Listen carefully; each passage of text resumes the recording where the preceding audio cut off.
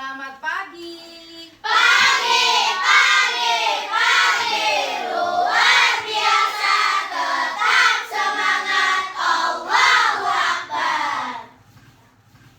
Baik, Assalamualaikum warahmatullahi wabarakatuh. Waalaikumsalam warahmatullahi wabarakatuh. Pada pagi hari ini bagaimana kabar kalian? Baik, sehat, kuat, luar biasa. Oke, tetap masih semangat? Masih. Ada tadi yang mau berangkat sekolah malas? Ya, anak ibu adalah hebat semua. Baik, seperti biasa sebelum kita memulai pelajaran, kita berdoa terlebih dahulu. Silakan Naila memimpin maju ke depan.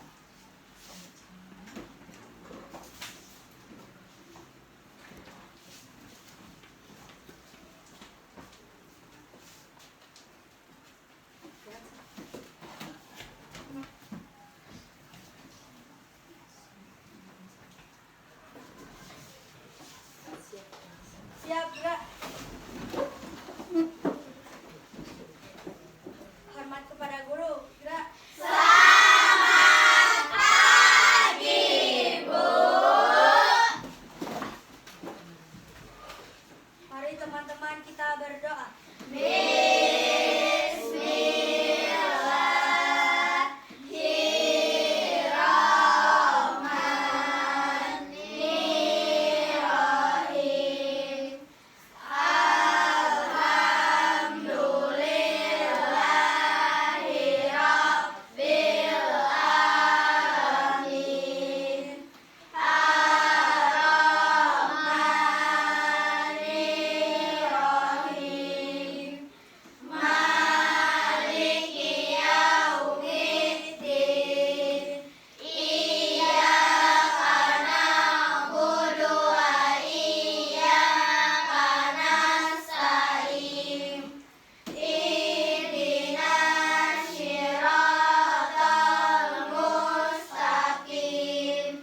Siratal ladzina an'amta 'alaihim ghairil maghdubi 'alaihim waladdallin.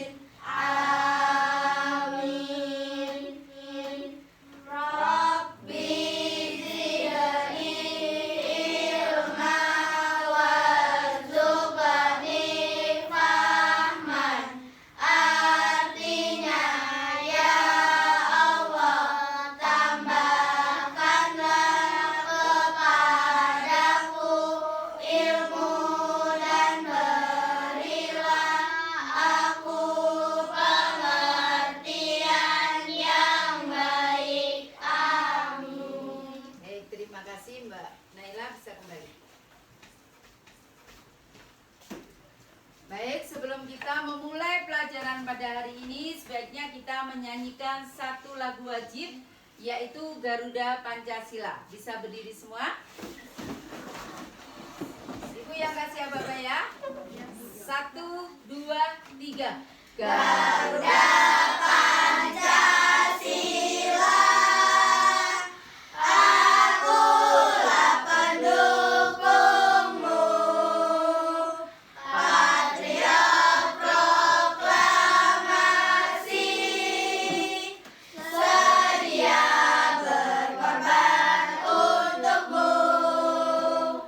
Pancasila dasar negara, rakyat adil makmur sentosa, pribadi bangsaku. Ayo maju, maju, ayo maju, maju, ayo maju, maju. Baik, silakan duduk kembali. Dari teman kalian ada yang tidak masuk? Ada. kita ya. Ya, oke. Baik. Jadi pada kesempatan hari ini kita kembali belajar tentang coding. Ibu mau mengulang pelajaran yang kemarin. Pertemuan kemarin kita belajar tentang arti dari coding. Ayo, siapa yang masih ingat arti coding? Saya, Bu. Baik. Coding adalah proses menulis instruksi atau kode dalam bahasa pemrograman untuk membuat program komputer, aplikasi maupun situs web. Oke. Pelajaran yang kemarin kita juga belajar tentang kecerdasan artifisial. Ada yang masih ingat? Saya, Bu. Baik. Cabang ilmu komputer yang berfokus pada pengembangan sistem komputer yang dapat melakukan tugas-tugas yang biasanya membutuhkan kecerdasan manusia. Oke, berarti kalian masih ingat semua ya? Masih. Baik. Kita pada hari ini akan belajar yang selanjutnya. Bab selanjutnya kita akan belajar tentang mengenai berpikir secara komputasional. Ya. Berpikir secara komputasional.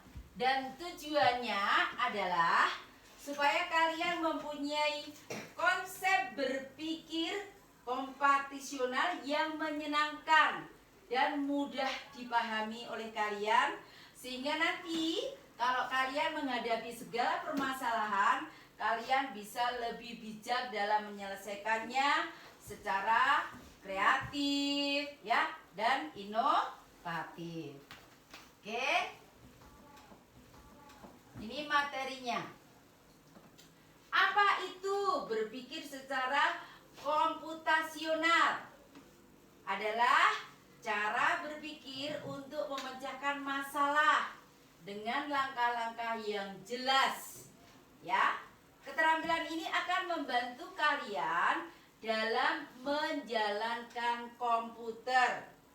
Nah, berpikir komputasional ini bisa membangun jembatan antara masalah di dunia nyata yang kalian hadapi dan di dunia digital.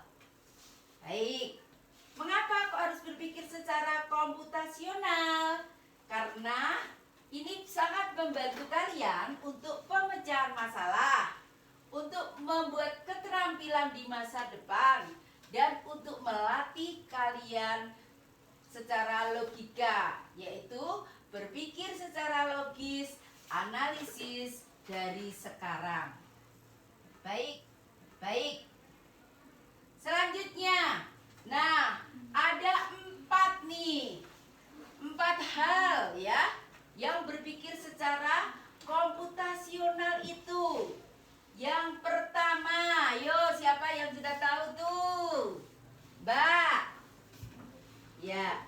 Memecah masalah besar menjadi bagian-bagian kecil agar lebih mudah dipahami dan diselesaikan. Ya, jadi unsur yang pertama adalah dekomposisi. Memecahkan masalah yang besar menjadi masalah yang lebih kecil.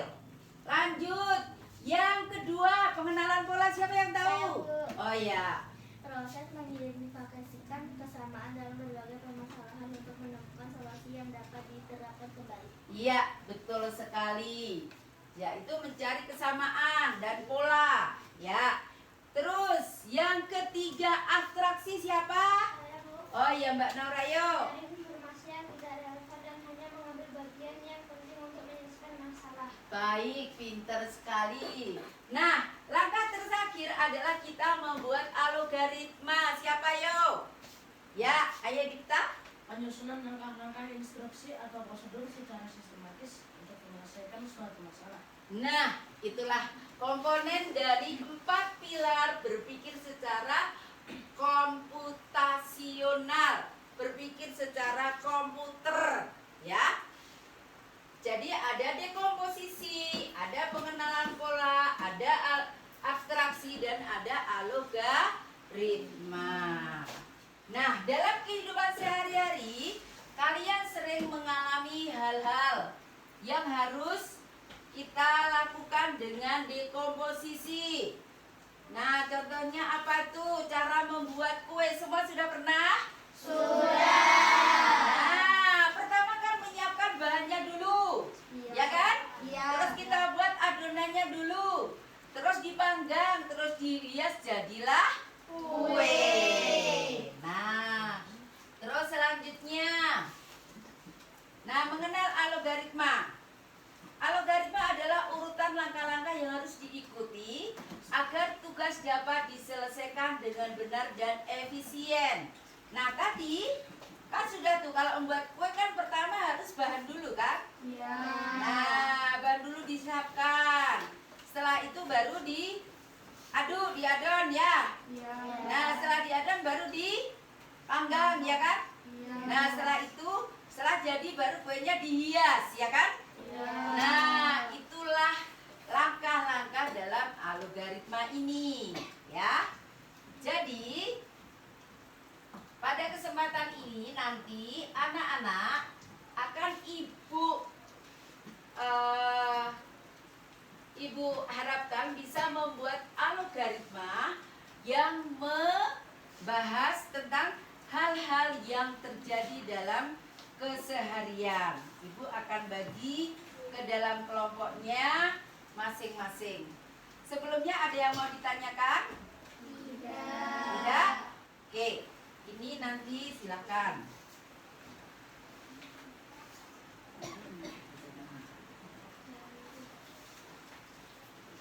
Yuk dipelajari, didiskusikan. Kelompok ini dapat apa itu? Baca Dita. Memasak Indomie rebus. Ayo tahap-tahapnya bagaimana, ayo diskusikan bersama. Yuk silakan. Yuk silakan. Ini sama, yuk silakan.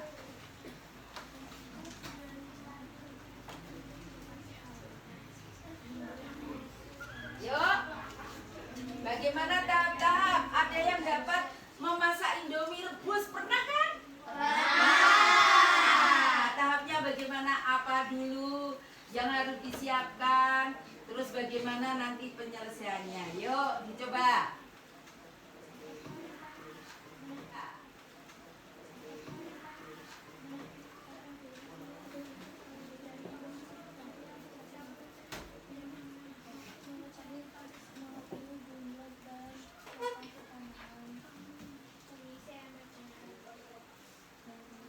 Nih contohnya ini, kalau mau lihat contohnya.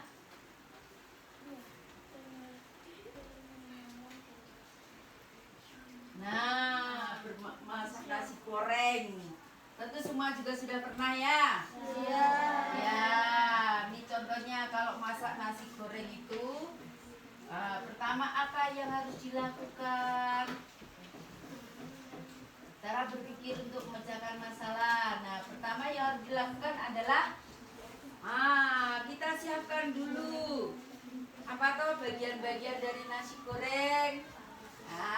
Misalnya bumbunya dulu ya kan? Nah, terus bagaimana cara kerjanya? Kita siapkan bahan alatnya, langkah-langkahnya. Tentu tujuannya untuk menghasilkan nasi goreng yang enak. Nah, sudah semua? Sudah. Kalau begitu kelompok siapa yang mau maju? Siapa dulu? Kelompoknya Dwita. 2 orang maju, silakan ke depan. Yuk. Ya, di bawah. Hasil diskusinya di bawah dibacakan ke depan.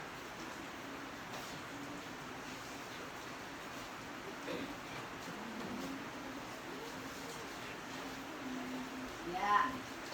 Dari kelompok 2 ya? Ya. Oke, dari kelompok 2 akan menyampaikan hasil diskusinya. Silakan didengarkan. Tanaman di halaman rumah.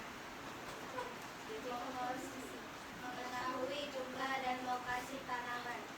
2. Mengisi ember dengan air. 3. Menyiram setiap tanaman secara merata.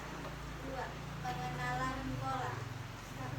Tanaman di tempat yang panas atau terkena sinar matahari langsung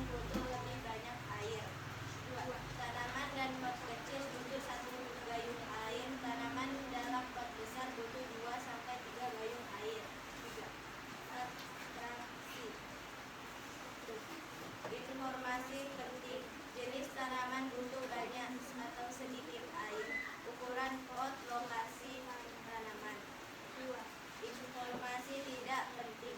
Nama latin tanaman, warna pot. Algoritma. 1. Langkah 1. Isi ember dengan air sampai penuh. Langkah 2. Ambil gayung. Langkah 3. Mulai dari tanaman yang paling jauh dari kanan air. Langkah 4. Untuk setiap tanaman. Jika pot kecil, siram dengan 1 gayung air. Jika pot besar, siram dengan 2 gayung air. Langkah 5. Periksa apakah tanah sudah basah.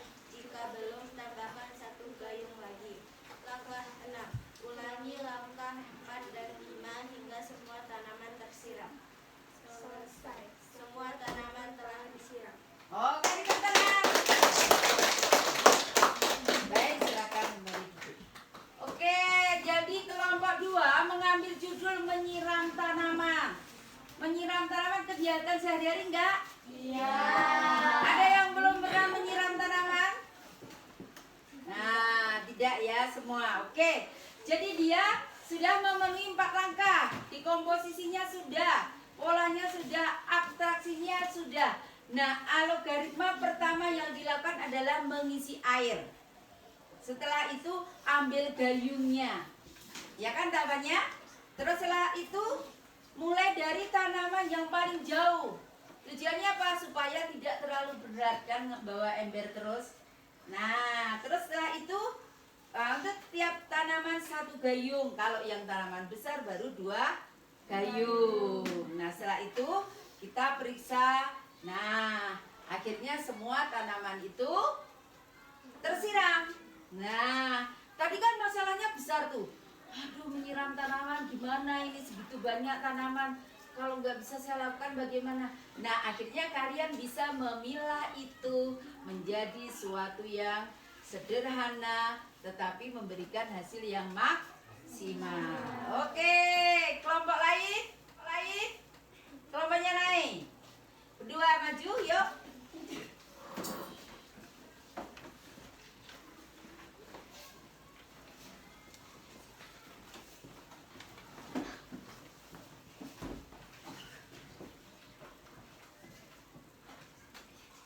Ya, kalian bicara tentang apa? Yuk. Merapikan tas sekolah untuk esok hari. Oh ya, oke. Yuk. 1. Dekomposisi. 1. Lihat jadwal pelajaran besok. 2. Kumpulkan buku dan perlengkapan sesuai jadwal. 2. Masukkan ke dalam tas dengan rapi. 2. Pengenalan pola. 1. Pelajaran olahraga selalu memerlukan seragam dan sepatu sekolah. 2. Pelajaran seni budaya memerlukan alat menggambar. 3. Buku yang tebal sebaiknya diletakkan di bagian belakang tas agar tidak merusak buku yang tipis. 3. Atraksi. 1. Informasi penting. Mata pelajaran besok, buku yang diperlukan alat khusus. 2. Informasi tidak penting. Warna buku, warna sampul buku, isi pelajaran, halaman yang akan dibaca. 4. Algoritma. 1. Langkah 1. Ambil jadwal pelajaran. Langkah 2. Untuk setiap mata pelajaran di jadwal, ambil buku LKS dan buku tulisnya. Langkah 3. Jika ada pelajaran olahraga, siapkan seragam dan sepatu olahraga di tempat terpisah. Langkah 4. Jika ada pelajaran menggambar, siapkan pensil warna dan perlengkapan seni. Langkah 5. Masukkan semua buku ke dalam tas dengan rapi. Buku tebal di belakang, buku tipis di depan. Langkah 6. Taruh alat tulis di tempat pensil. 6. Tas siap untuk esok hari. Oke, kasih tepuk tangan. Oke, kasih tepuk tangan. Terima kasih, boleh kembali ke tempat. Oke, kelompok 1 itu merapikan tas sekolah. Ini pekerjaan sehari-hari enggak? Iya. Ya. Kalau kita tidak mempersiapkan, tidak merapikan, ketinggalan enggak? Iya. Ya. Makanya ini sangat penting. Nah, kalau kalian mau mengikuti mengikuti langkah-langkahnya, jadi tidak ada itu pelajaran yang ketinggalan, tidak ada, ya kan?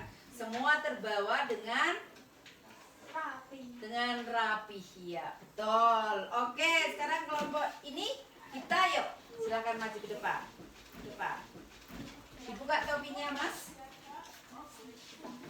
Silakan. Yuk. Memasak Indomie rebus. 1. Menyiapkan alat panci, kompor, piring, dan garpu. 2. Menyiapkan bahan 1 bungkus Indomie, air, dan bumbu. 3. Proses merebus. 4. Proses meniriskan dan penyajikan. 2. Pengenalan pola. Proses memasak mie sama seperti memasak air untuk membuat teh. Air harus mendidih terlebih dahulu sebelum memasukkan sesuatu. 2. Mie yang direbus terlalu lama akan menjadi lembek. Pola dari pengalaman sebelumnya. 3. Abstraksi. 1. Informasi penting. Jumlah air sekitar 400 ml. Waktu merebus mie 3 menit setelah air mendidih. 2. Informasi tidak penting. Merek panci, warna piring, asal-usul mie. Algoritma. 1. Langkah 1. Nyalakan kompor. 2. Langkah 2. Isi panci dengan 400 ml air, letakkan di atas kompor. 3. Langkah ketiga. Tunggu hingga air mendidih, bergelembung, udara muncul. 4. Langkah 4. Masukkan mie ke dalam panci. 5. Langkah kelima. Rebus mie selama 3 menit sambil diaduk sesekali. 6. Langkah ke-6. Matikan kompor. 7. Langkah ke-7. Tuangkan mie ke dalam saringan untuk ditiriskan. 8. Langkah ke-8. Letakkan mie di piring. Tambahkan bumbu dan aduk rata. Selesai, mie siap dimakan. Iya. Kasih tepuk tangan.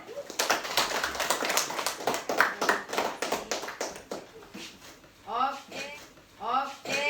Jadi menurut kalian, dengan kalian belajar tentang berpikir secara komputasional ini memudahkan pekerjaan kalian nggak? Iya. Sesuatu yang tadinya dianggap susah menjadi lebih mudah. Nah, sehingga kalian dalam segala hal, ya, terutama permasalahan yang kalian hadapi, misalnya nih kalian nggak bisa nih mengerjakan PR hari ini, dipilah, dikerjakan dulu mana yang lebih mudah, baru nanti yang sulit. Nah, seperti itu, ya. Jadi ibu harapkan dengan kalian bisa mempelajari berpikir secara komputasional ini akan memudahkan segala hal pekerjaan yang kalian lakukan. Sudah paham? Sudah. Baik, tepuk semangat.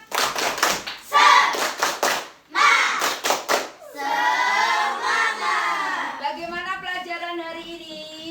Seru.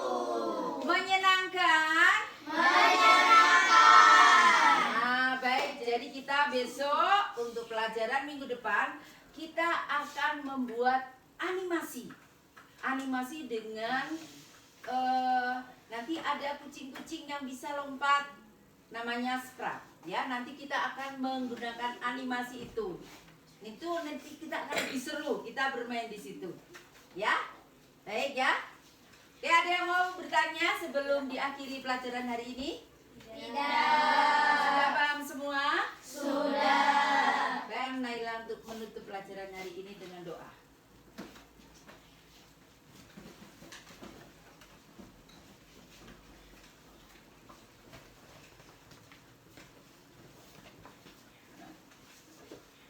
Ya, silakan.